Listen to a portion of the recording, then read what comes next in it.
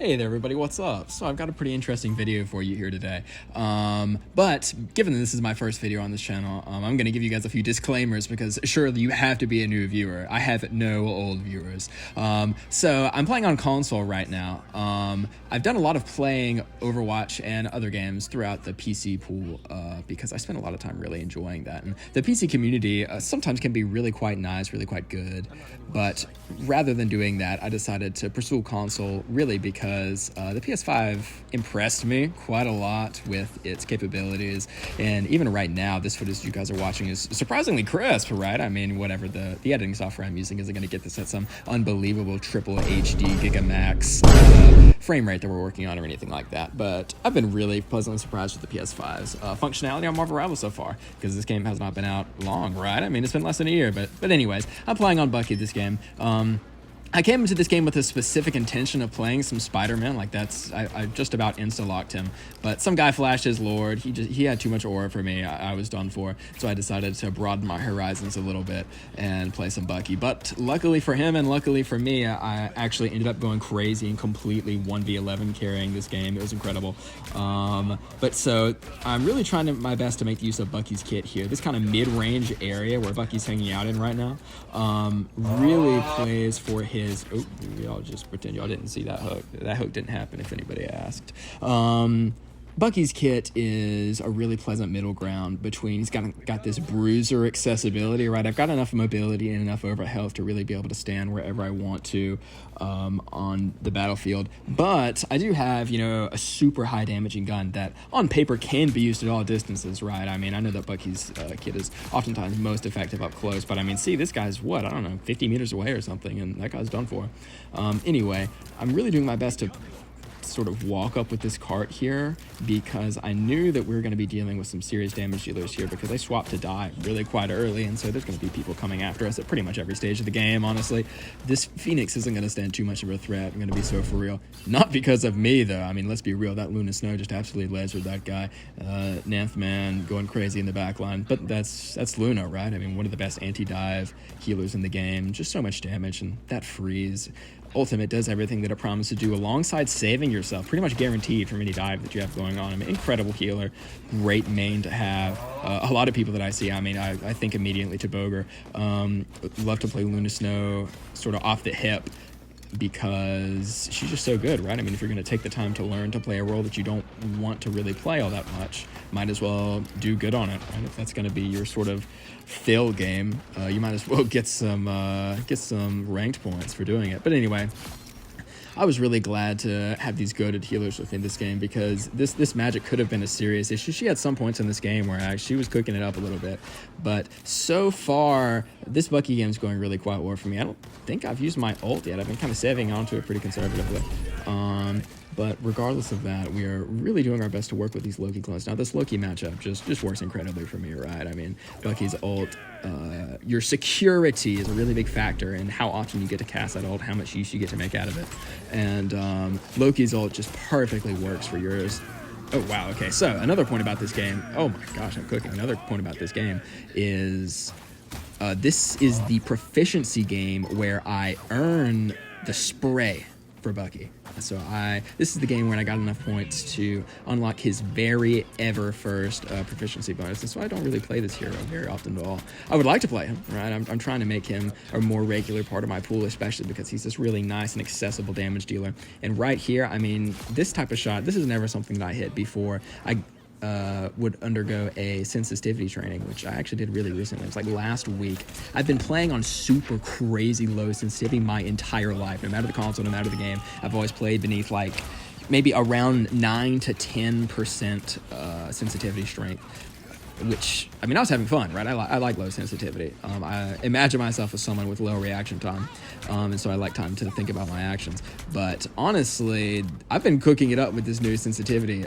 My duo partner actually suggested that I crank it up after watching me play the Black Panther incident, which maybe, I have a video going on about that right now, so maybe you guys can see more about the Black Panther incident in the future.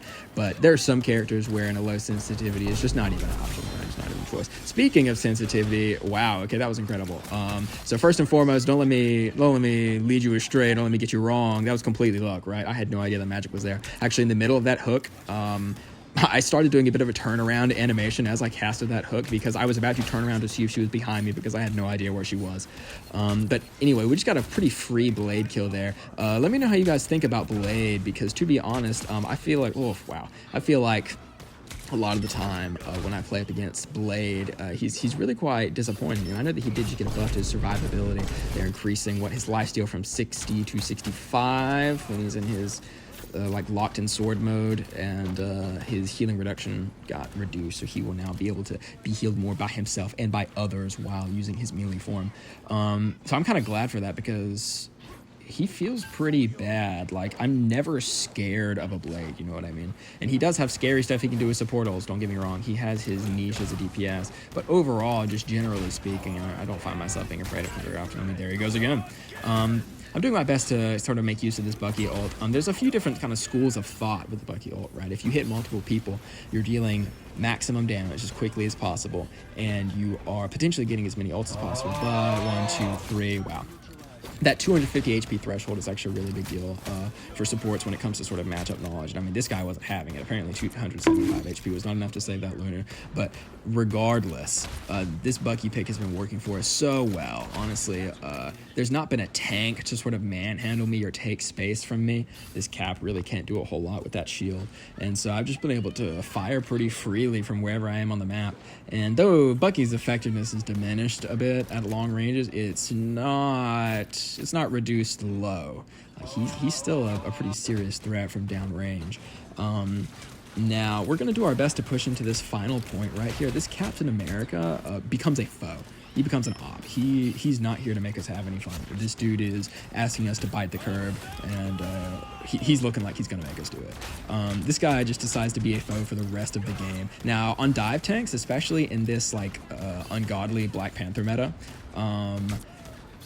diver tanks really spend a lot of time just like exuding bad vibes, right? A part of your pool of abilities on a dive tank nowadays is just damn horrible vibes that you can really freak out the enemy team. Now, I was glad to be able to split up this fight a little bit.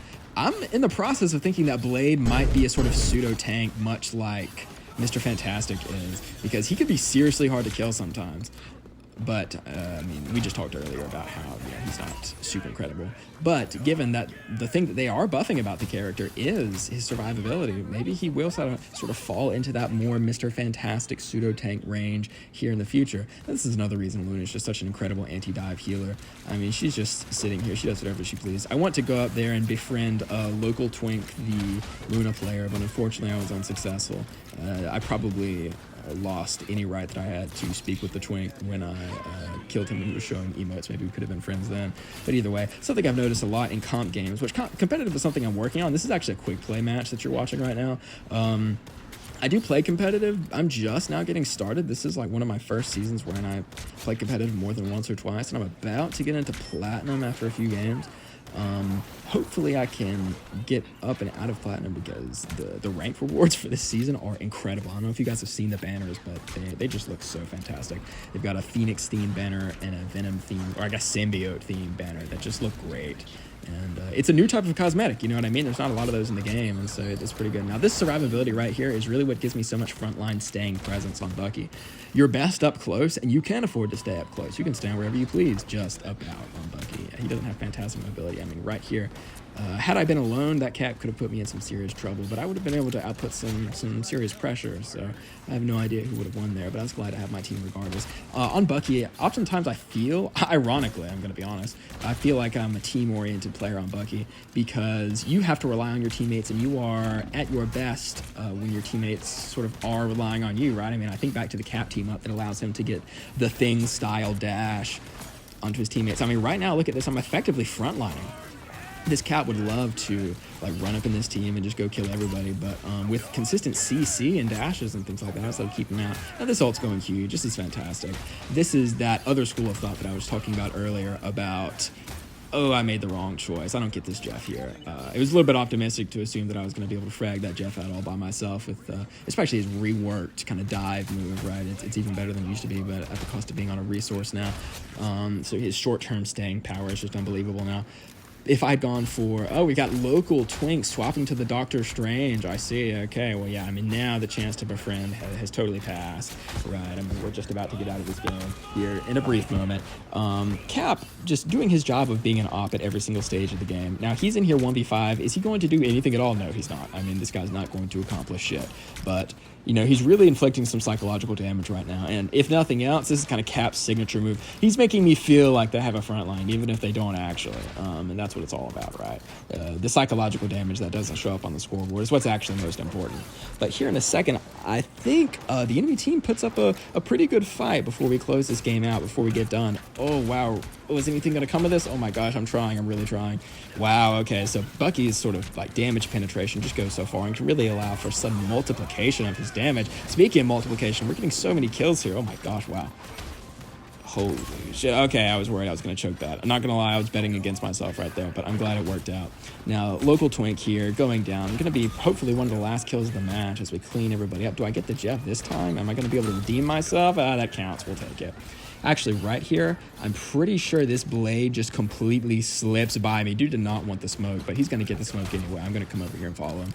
And this is really wrapping up this game, this final point. We're going to kind of deal with this final little half trickling in push that they have. And thank you guys for watching. I'm going to show you guys the proficiency bonus here in a second to kind of prove to you guys that this is one of my first times on Bucky, but thank you for watching. I hope you guys enjoyed this commentary that I've got going on, and rest assured there are 4 or 5 other videos in the works now. I've got some gameplay kit kind of analyses, and I've got plenty of other commentaries coming up. So thank you for watching. I'll see you guys next time.